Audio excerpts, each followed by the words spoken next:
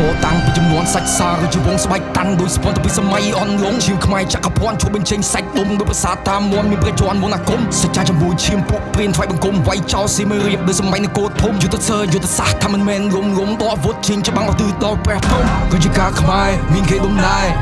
មើលជាសនាចំបំភ័ណ្ឌគឺជាការខ្មែរមានគេដំណើរមើលជាសនាចំបំភ័ណ្ឌទឹកដីខ្មែរពួកយើងអ្នកថែមិនឲ្យសត្រូវណាមកជន់ទឹកដីខ្មែរពួកយើងអ្នកថែមិនឲ្យសត្រូវណាមកជន់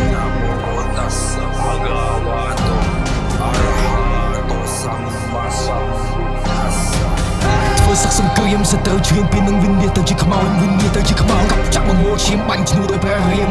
វិញ្ញាសកម្មខណៈសោតមិនពេងអាវុធមុតសួតរូបតាឃ្លាំងមួនក៏ហាកងកងខ្មោចអបិយជំនឿយើងមូលយើងមុតចោលក្នុងបាក់ស្រួតចេញវិញជត់ដូចឯខ្មោច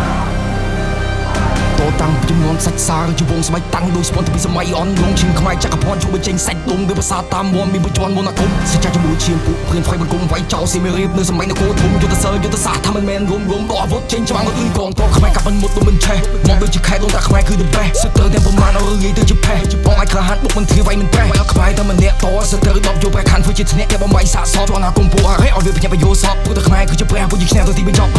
ជាសាសខ្មែរបរិសុទ្ធបើសត្រូវបានពីមុខគឺយើងត្រូវបុកសម្រុកហ៊ានប៉ះខ្មែរក្បាលឯងនឹងកំបុតឲ្យទៅហ៊ានប៉ះខ្មែរក្បាលឯងនឹងកំបុតមានទាំងអាវុធធម៌មានទាំងយុទ្ធសាស្ត្រវាតបខ្មែរសុទ្ធតែសេរីចាស់កុំចង់មកជ្រៀងពៀនអ្នកកុំចង់មកផ្ទេផ្តាទំពាំងសរសៃខ្មែរមានច្រើនណាស់នៅខ្មែរនេះដូរផ្ដាច់មិនបាច់ចង់កាច់ហើយកាច់យ៉ាងម៉េចមកយើងត្រៀមស្រាច់វាយផ្ដាច់មួយស្ដាច់គឺជាសិនតោខ្មែរយើងដូរផ្ដាច់មិនបាច់ចង់កាច់ហើយកាច់យ៉ាងម៉េចមកយើងត្រៀមស្រាច់វាយផ្ដាច់មួយស្ដាច់គឺជាសិនតោ I do it with my country for my people